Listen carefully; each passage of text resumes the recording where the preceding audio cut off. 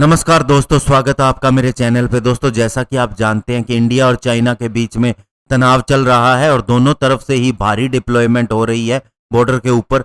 ऐसे में इंडिया ने भी अपनी टैंक फोर्स लगा दी है। आज हम इसी के बारे में बात करेंगे। चलिए दोस्तों शुरू करते हैं। दोस्तों, जैसे कि पीपल्स लिबरेशन आर्मी अपने 50,000 ट्रूप्स अक्साई चीन एरिया के अंदर डिप्लॉय कर रही है, तो इंडियन आर्मी ने भी पहली बार एक पूरी squadron T-90 missile firing tank की लगा दी है। इसके साथ ही आर्मर्ड पर्सनल कैरियर और फुल ट्रूप ब्रिगेड भी लगा दी है, जिसके अंदर 4000 मैन शामिल होते हैं। और ये इसलिए किया गया है ताकि सक्षम कराकोरम पास एक्सिस के ऊपर चाइनीज एग्रेशन न हो सके। भारत की जो लास्ट आउटपोस्ट है दौलत बेग ओल्डी पे, ये 16,000 फीट की ऊंचाई पे है और साउथ में है। कराकोरम पास के बैंक्स ऑफ चिपचैप रिवर के ऊपर स्थित है और गलवान श्योक कन्फ्लुएंस के नॉर्थ के अंदर स्थित है। और दोस्तों, आपको बता दें, कुछ एक पुराने पुल ऐसे हैं डरबुक श्योक डीबीओ रोड के ऊपर जो 46 टन का T-90 टैंक का वेट नहीं सहन कर सकते। इसलिए इंडियन आर्मी कमांडर ने T-90 टैंक को जून 15 के बाद में भेजा और रिवर के रूट को बदलने के लिए और बहुत से स्पेशलाइज्ड इक्विपमेंट का भी इस्तेमाल किया गया। और जब से चाइना की एग्रेशन हुई है पेट्रोलिंग पॉइंट 14, 15, 16, 17 और पेंगोक 100 के ऊपर, तभी से इंडियन आर्मी ने अपने सारे infantry combat vehicle M777 howitzer 130 mm gun already वहां पर भेज दिए हैं। हालांकि इंडिया चाइना में यह तय हो चुका है कि वे यहां से पूरी तरह से डिसएंगेज करेंगे और डीएस्केलेट करेंगे इस एरिया को। लेकिन इंडियन आर्मी ने चाइना की पूरी ट्रूप्स को मैच कर लिया है और न केवल वह इसे मैच कर रही है, बल्कि चाइना की tank deployment, air defence radar और surface to air missile Aksai Chin area के अंदर उसके ऊपर भी निगाह रखे हुए है। हालांकि डिसएंगेजमेंट का काम भी प्रोग्रेस के अंदर है और दोनों ही एक दूसरे की डिसएंगेजमेंट को वेरीफाई कर रहे हैं।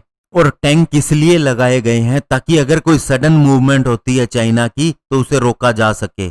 चाइना ने सक्षम वैली के अंदर 36 किलोमीटर की रोड बना ली है। ये वही एरिया है जो पाकिस्तान ने चाइना को 1963 में गिफ्ट किया था। और अब इंडियन मिलिट्री का ऐसा सोचना है कि PLA G219 जो कि लहासा काशगर हाईवे है, इसे कराकोरम पास से जोड़ने के लिए सक्षम पास का इस्तेमाल कर सकते हैं। हालांकि इसके लिए सक्षम ग्लेशियर के अंदर एक टनल बनानी पड़ेगी, लेकिन चाइना की ये टेक्निकल एबिलिटी और वह इस काम को कर सकता है। और इंडियन आर्मी को फियर ये है कि अगर ये काम कंप्लीट हो गया तो PLA फिर दौलत बेग ओल्डी के ऊपर प्रेशर डालेगी और ये जरूरी भी है अगर इंडियन आर्मी को रोड के द्वारा टारगेट करने से रोकना है। और दोस्तों, ये सारा जो चाइना का प्लान है, इसके पीछे कारण ये है कि वह जो 1147 किलोमीटर लंबा बॉर्डर है लद्दाख एरिया के अंदर, स्पेशली ईस्ट लद्दाख के अंदर, वहां पर बहुत से फ्रिक्शन पॉइंट्स के ऊपर क्लैरिटी चाहता है और अपने हिसाब से उसके ऊपर वर्क चाहता है।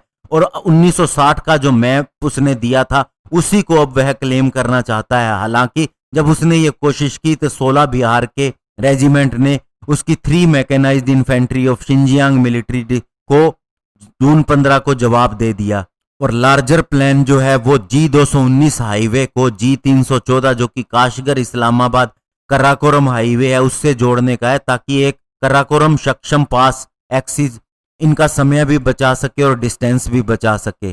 और अगर चाइना का ये प्लान पूरा हो जाता तो न केवल दौलत बेग ओल्डी के ऊपर दबाव आता, बल्कि दोस्तों सियाचिन ग्लेशियर की पोस्ट को भी खतरा हो जाता। लेकिन ऐसा हो ना सका। और दोस्तों, ये कुछ न कुछ ऐसा ही है जैसा परवेज मुशर्रफ ने 1999 में किया था, जब उन्होंने कोशिश की थी कि श्रीनगर कारगिल हाईवे के ऊपर कब्जा कर लिया जाए और इंडियन पोस्टिंग जो सियाचिन में है उनको भूखा मार दिया जाए, वहां की सप्लाई बंद कर दी जाए। लेकिन ऐसा नहीं हो सका। अभी शी जिनपिंग का भी प्लान यही था कि DSDBO रोड को कट ऑफ कर दिया जाए और DBO को बहुत ज्यादा दिक्कत हो जाए, लेकिन ऐसा नहीं हो सका और ऐसा नहीं होगा। धन्यवाद। जय हिंद।